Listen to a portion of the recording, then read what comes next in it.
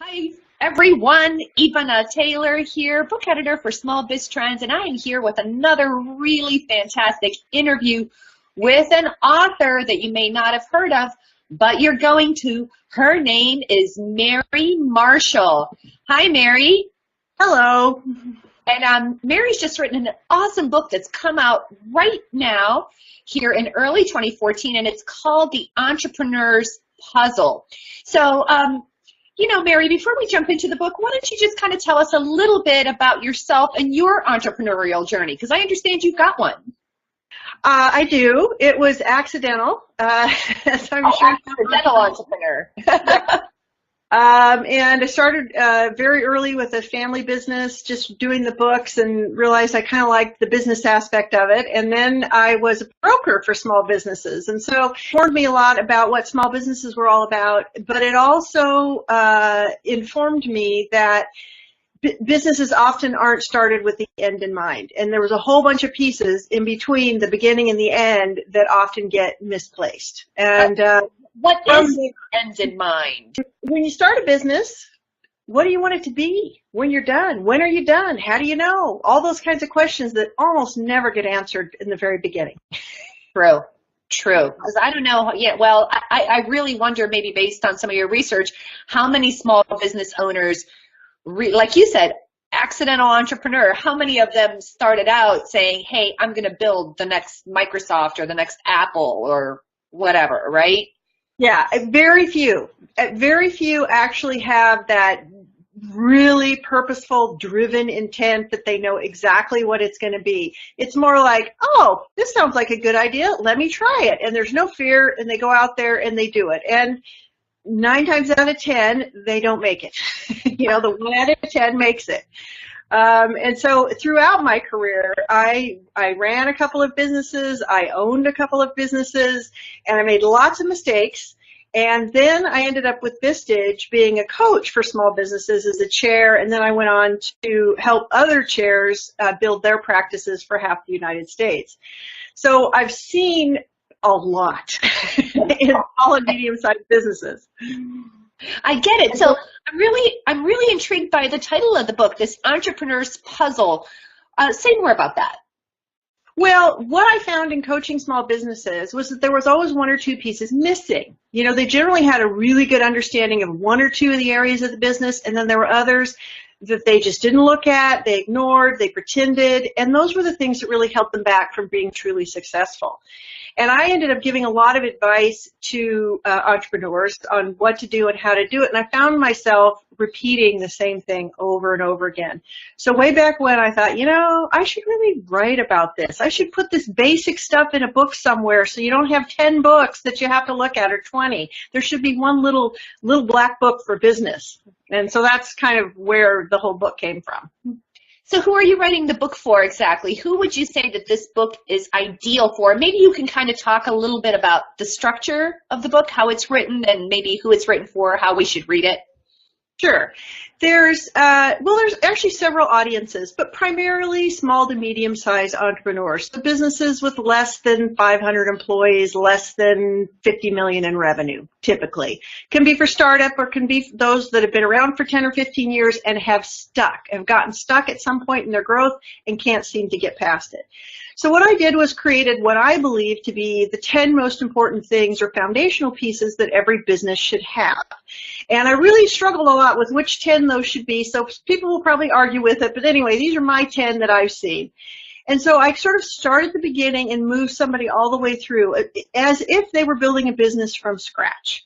So we start out with intentional purpose, which is mission, vision, values. Then we go to culture, role of the CEO, hiring, handbook, sales, marketing, strategy, operations, and finances, and exit strategy. So we kind of move through the whole thing. And the whole purpose of the book is that you don't need to read the whole thing.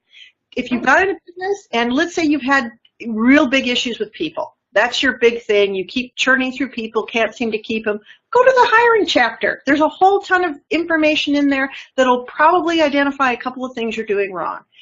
If you're really struggling with a cultural breakdown in your organization, go with the first 2 chapters and start there. And if you want a refresher course, read the whole thing. Ideally, I'd love people to take it, first chapter through the end, because somewhere in there, there's going to be a couple of things that might help. I always love that. Sometimes, you think that you, quote unquote, know it all, or you've seen it all before, but, it's like the old wax on, wax off, isn't it? You kind of read it and it's almost like the first time. Yeah. Well, my intent was you should be able to get through the chapters. None of them, they're all between 10 and 20 pages, 10-minute, 15-minute read. Definitely the whole book is an airplane ride. So you don't have to have a nightstand full of 20 books you're never going to read. Awesome. So let me ask you this.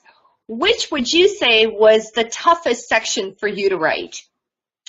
Well, for me, the toughest section was the finance section, because that was, I understand it, but not great. There's a few areas. So for me, I had to really delve into that and figure out, okay, I'm learning this from scratch. How would I go through it? What is it I need for my business? And what I came down to was two really important things.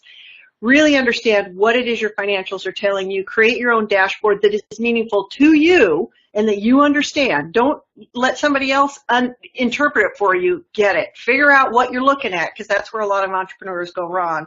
And then secondly, use 12-month trailing averages, because those are really much more predictive in business than are anything else. So those were the two big things in that particular chapter. And for me, that was the hard one to write, because it's not my area of expertise. See, my next question was going to be, which one is going to be the hardest one to read?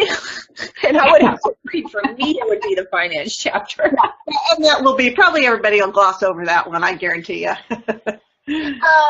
Now, I don't know if I may be overgeneralizing, but I guess I wanted to kind of wrap it up with, what do you think is the one section of the book that maybe holds the most transformation for a small business owner? Like, the one, I don't know if you've had this experience, but sometimes, the best books or the best learning come from a chapter where I'm like, really?